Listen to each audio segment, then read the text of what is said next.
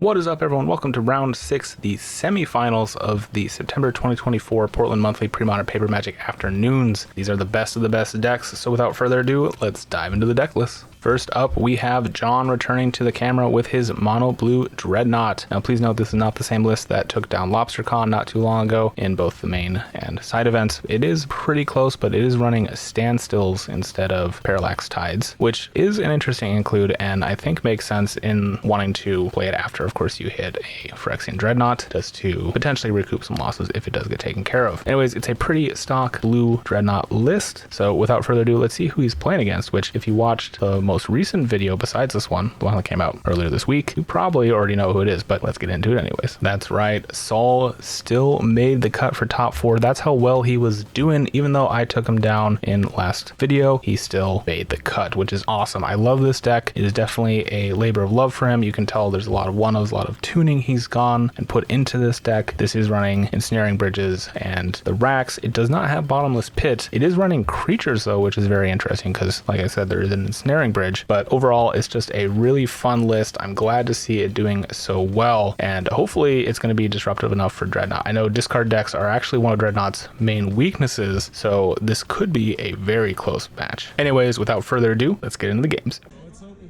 All right, we have John on the left, Saul on the right, and already a good start for Saul. We see a Dark Ritual, 2 racks, and a Swamp, and a Phyrexian Furnace. I mean, that's a pretty nice start, and a Funeral Charm too, so we get a little bit of discard going. For John, we see, well, I didn't get a good look. Maybe a Standstill. I think some lands. And no, Saul's actually putting it back. Very interesting. That would have been a snap keep for me. Being able to power out 2 racks and a discard effect. Saul may know what John is playing though. What's funny is I actually also played John in the Swiss and kept maybe a bit of a greedy hand in game 3. Once I finally knew what he was on. I figured it out obviously in game 1, but I needed one more land for one more piece of interaction to win. Didn't get it. But this is why I'm kind of thinking, and having played against Dreadnought decks before, discard decks really are one of Dreadnought's weaknesses, just because pit rack decks and mono black control decks really just want to deprive your opponent of resources and then have answers to their creatures. And if you only have one creature really, besides the manlands, it gets really easy to remove. Okay, this seems like a more interesting hand. I don't know if he has a 1-drop necessarily. He can unmask. He does have 2 unmasks. But having mulliganed already, that is a lot of resources to use up.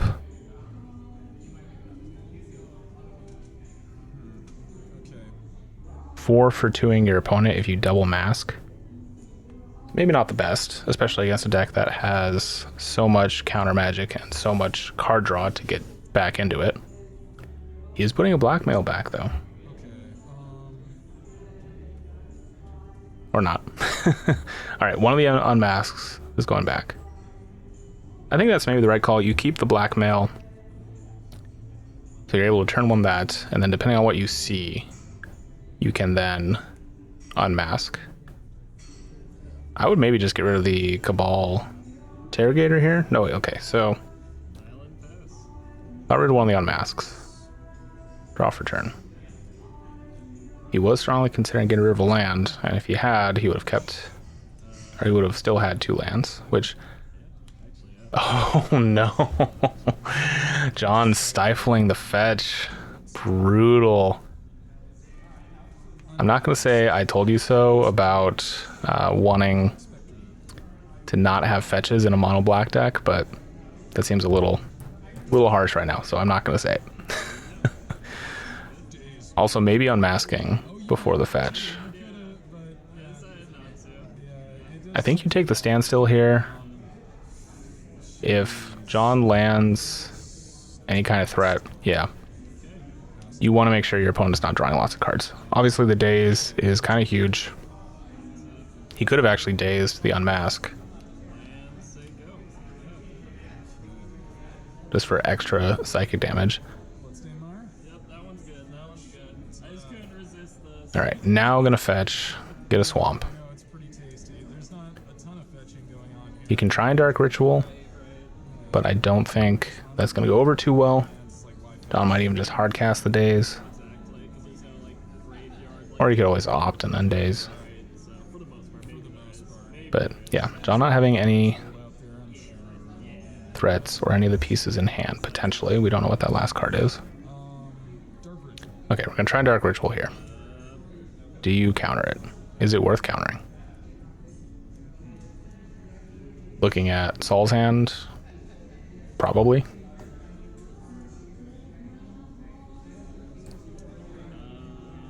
I don't know. Dark Ritual is a scary card, but your opponent has mulliganed. Okay, so it is going to get dazed.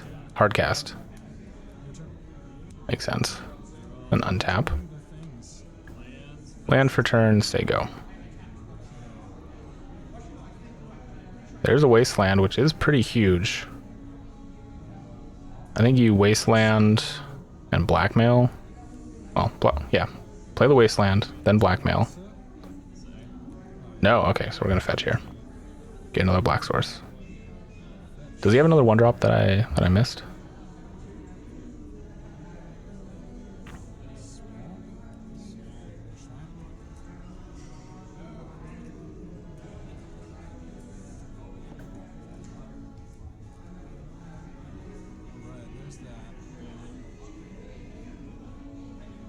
No, because the Cabal Interrogator is it's a 3-drop, right?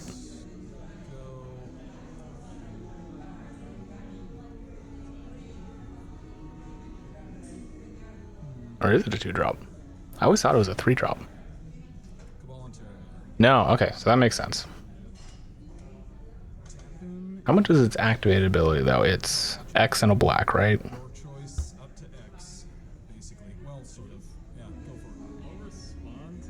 Okay, John's gonna impulse in response, looking for a daze. Does not find it. Finds a gush. Not relevant right now, because he has a gush in hand. Risky putting your cards like that on the top of the deck. I would have potentially turned them. Okay. That's fine. Gets one more mystery card. Your go.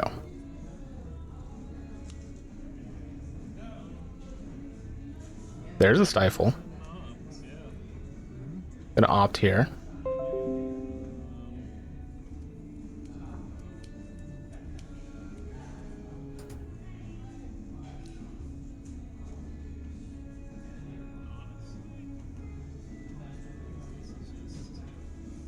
Quickly gonna read this again.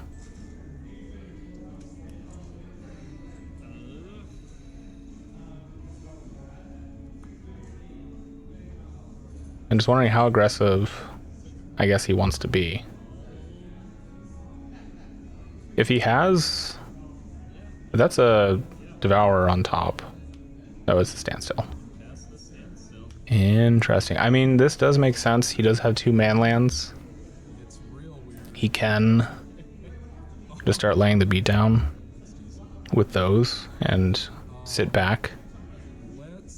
The Cabal Interrogator can pick through his hand, but slowly.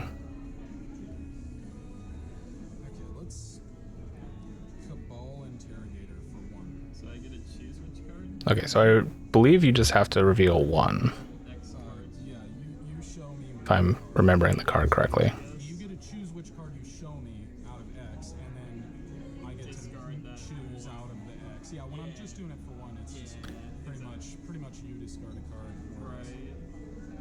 It looks like he's gonna just get rid of Gush.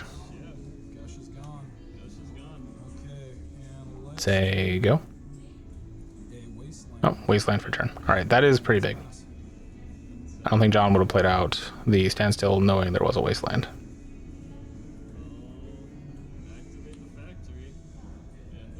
But he is going to force the Wasteland. Okay. And say go.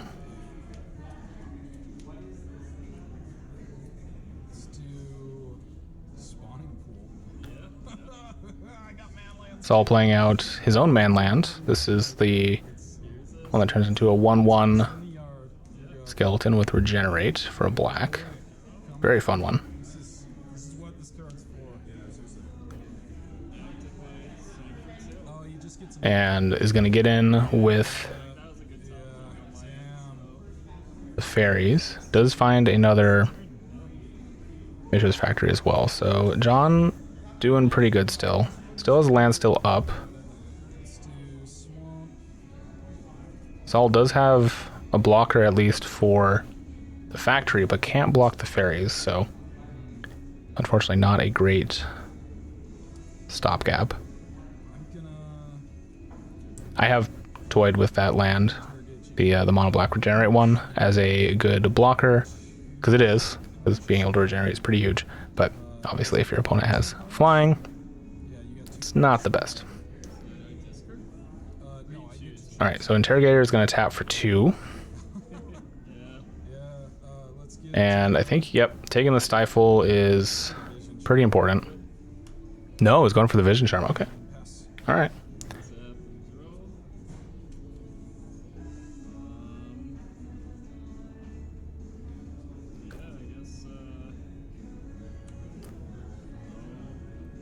I think animating the factory here makes sense. Yeah. Leave a blue up for the Stifle. 14. Say go. That is a Dark Writ.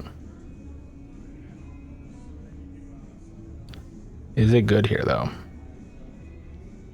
This flies, right? Yeah, this one flies. Yeah, let's do it again. All right. Going for 2. Okay, let's get your stifle. Sure. Yeah. Gonna take the Stifle. Makes sense.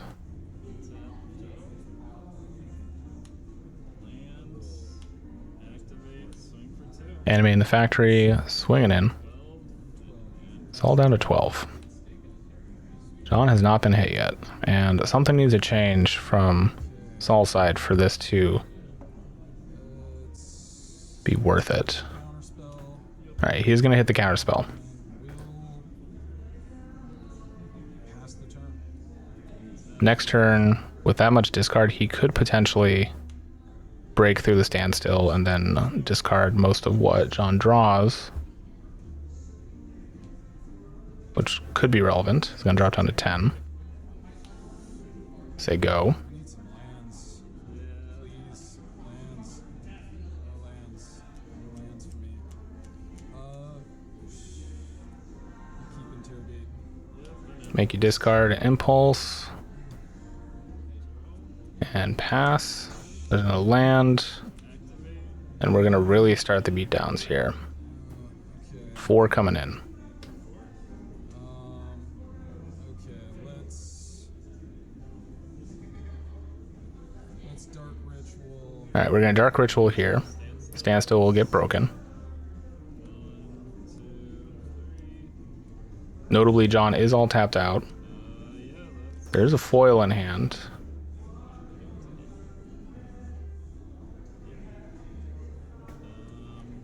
Do you foil the Dark Writ?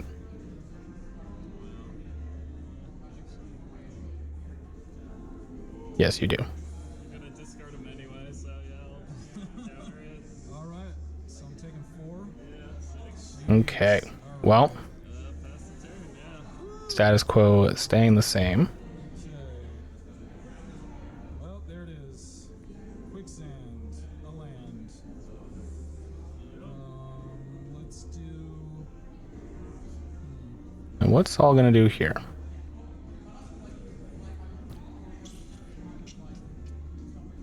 He doesn't have any instant speed interaction with the creatures, I don't believe. I'll attack with Interrogator. Yeah, I have no fix, so 19.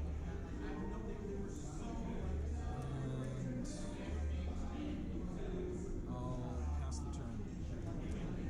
Nope, just gonna pass. Okay. Saul's at 6. Does not have, as far as I know, instant speed answer. I can't really tell. I don't think he has a funeral charm to get rid of the fairy. Attacking creature without flying, it's nice. No blockers for Well, actually, that's not true. He does have a blocker for the Mishra's Factory. He can animate the man land and regenerate it. So, at the very least, that's taken care of. So, it's not even worth animating, I guess, from John's side. Assuming he still remembers it. There is the quicksand. Activate the conclave and Got a conclave. move the combat. Okay, I'm gonna Are we activating the quicksand? cycle unburden. Sure. Okay. Cycling the unburden. Take 2. Does quicksand not hit flying creatures? Googling. Let's Yes, target attacking creature without flying gets -1, -2 until end of turn. Okay, so that makes sense. Quicksand would not hit a flying creature. Get that. Unfortunate for Saul. He is at 4. And so 1 is all it costs to do that guy. Attacking. Yeah, let's do Okay, there is a furnace. 1 mana for Phyrexian Furnace.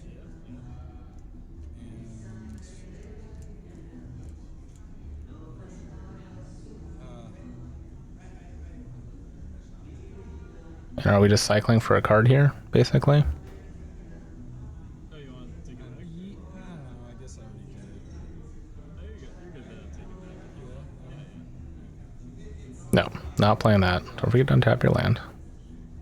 Well, Do a black skull. okay, we're going to discard a card here. It is a foil. It would not make a difference. Go for it. Say go.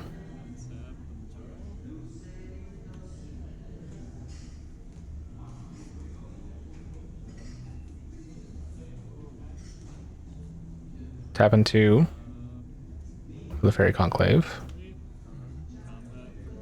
Put you at 2. We're going to see a win from the Dreadnought deck without ever seeing the Dreadnought. I'm not sure how often that happens. Okay, let's Unless Saul can find an answer for this fairy, which is not. At least not yet. Are we going to just try and get a land? stifle. Or try and get a card? Another Stifle. Alright. No card draw for you. That is unfortunate. John, I think, recognizing that if you're burning that now, you do not have the answer for next turn. Yeah, that's the first. Oh, but it's still going to exile Stifle. Okay. Are you stifling just the card draw ability, I guess? I thought it stifles the whole thing. I don't think it really matters. Let's go.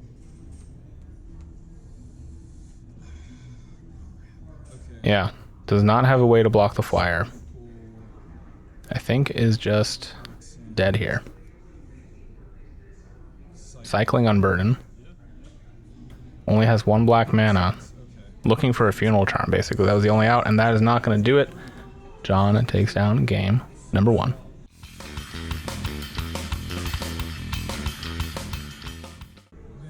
Okay, here we are in game number 2. Saul's going to be on the play. And looking to have a pretty good start. Dark Ritual, Hippie, Rack, Duress. Okay.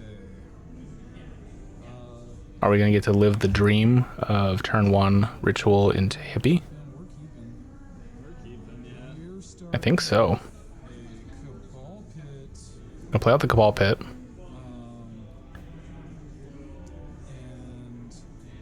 John getting ready for that discard effect.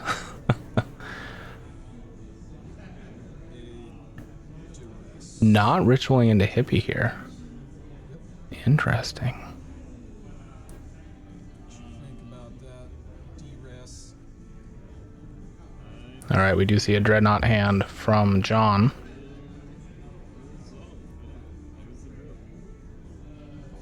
Does have a foil. Has a Vision Charm.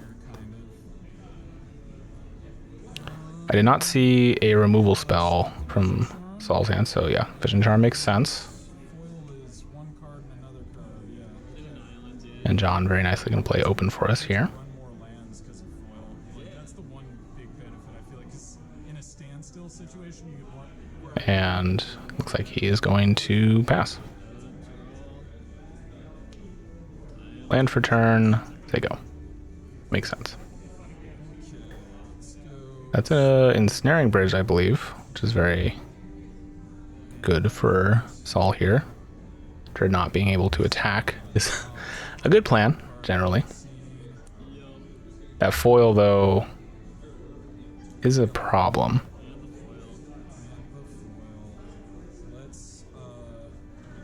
Do you draw out the foil with something that's worth countering and then go for the bridge? He does have 2 bridges in hand. Okay, so yeah, I think maybe just gonna try and go for it.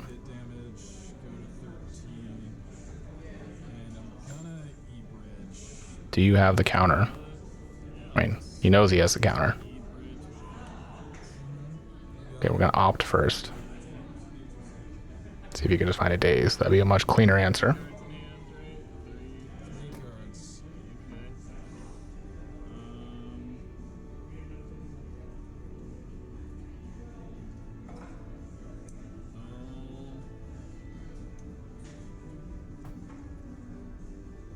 It does delay him by a turn, but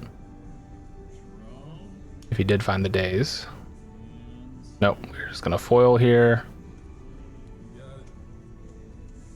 No bridge for you. Alright. Scared now. Your turn. And go to John's turn. Plays out the land. Did he find it? Oh, and has the stifle. Ooh, that's rough. All right. Well, Saul is now on a 2-turn clock. He does have that other bridge, but he drew a tap land, so that's not going to be good enough for right now. So he's going to be taking 12, I think, no matter what. But can set up well for future turns by playing out the rack. Yep. Not taking a point from the Cabal Pit.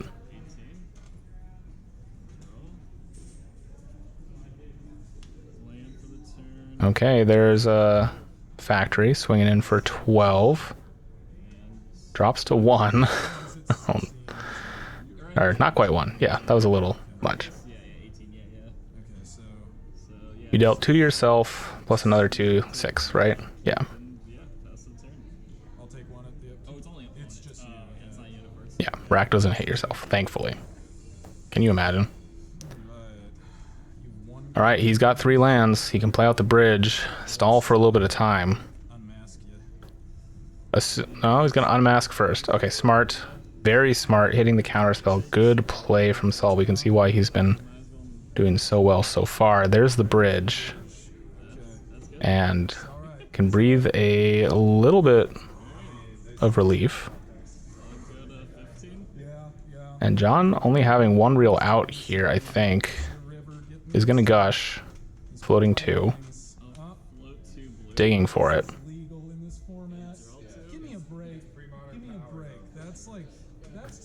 Was that a vision charm?